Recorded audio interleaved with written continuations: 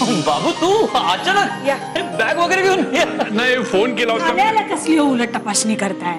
या तुम्ही बसा. अरे ये बस बस बस बसा. या हरीश, तू त्या बायकांना काय सांगितलंस? मी कुठे काय सांगितलंय? त्यांच्या मुलांना माझ्याकडे ट्युशनला पाठवलंस आणि फी तू देणार असं सांगितलंस.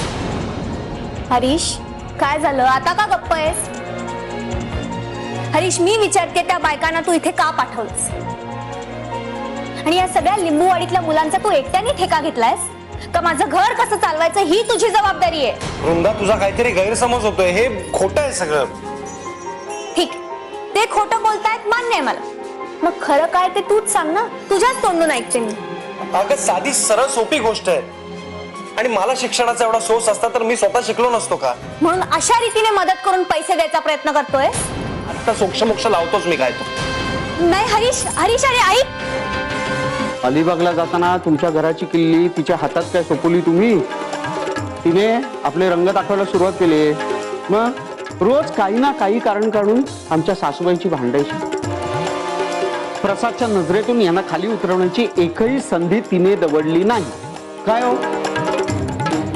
जाऊ दे, ते काही नाही होत. हे बघा, आम्हाला तुमच्या मुलीच्या कागाळ्या करायच्या नाही. तुम्ही काहीही करा बाबूराव, पण माझा मुलगा या घरात परत येईल असं बघा. मला दुसरं तिसरं काहीही नको. हे घर सुद्धा वृंदाचंच आहे. प्रसादला समजावून तिला या घरात यायला सांगा.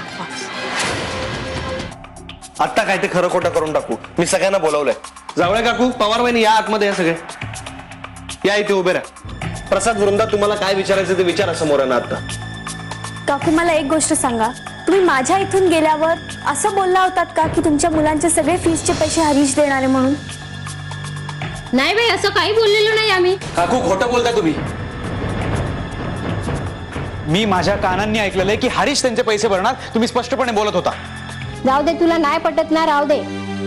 तुम्हाला नाही कळायचे आई वडिलांची दुःख. जेव्हा तुम्ही आई वडील बनाल ना, तेव्हा तुम्हाला कळेल की आई वडिलांचं दुःख काय असतं ते. आता या महागाईच्या दिवसात कसे दिवस काढतोय ना ते आमचं आम्हाला माहिती. आता या हरीशनं सांगितलं. हो हो, बस बस, कळलं त्यांना. तुम्ही या आता. आणि तुमच्या मुलांना पाठवायचंय की नाही ते तुम्ही ठरवा. बाकी तुम्ही आणि तुमच्या मुलांचं नशीब. मी काय बोलणार आता अजून.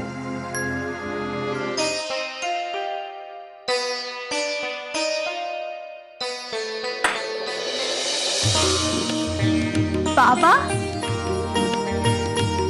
काका, अहो तुम्ही कसे काय आलात एकदम? या ना, या. नाही काका, या बसा इथे. बसा. या ना बाबा.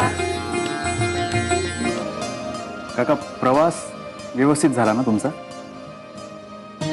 वा, माझे कपडे बरे झालेत तुला, तुझेच असल्यासारखे. बाबा, आई कशी आहे? ताई रमली का हो तिकडे आता? अरे नकोय मला चहा. काका घ्या ना. हो बाबा, तुम्हाला आवडतो ना, आलं घातलेला आहे. नाही नको. बर, मग मी पटकन जेवण करते. नाही अगं, घर माझं असलं तरी संसार तुझा आहे. मुलीच्या घरी जेवायचं नसतं वडिलांनी. नाही, तुम्ही राग मानून घेऊ नका, पण तुम्ही दोघांनी इथं हे असं येऊन राहिलेलं मला आवडलेलं नाही. आपल्या घरी परत जातो.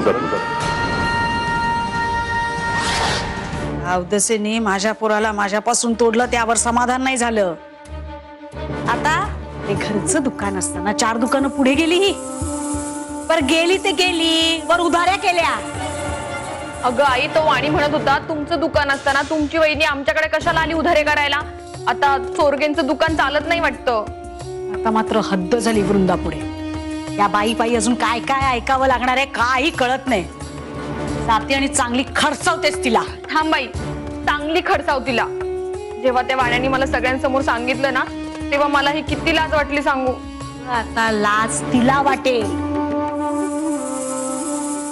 नाही, तिला अख्ख्या लिंबूवाडी समोर लाजीरवाण वाटायला लावलं ना, ही कांतात चोरगेने.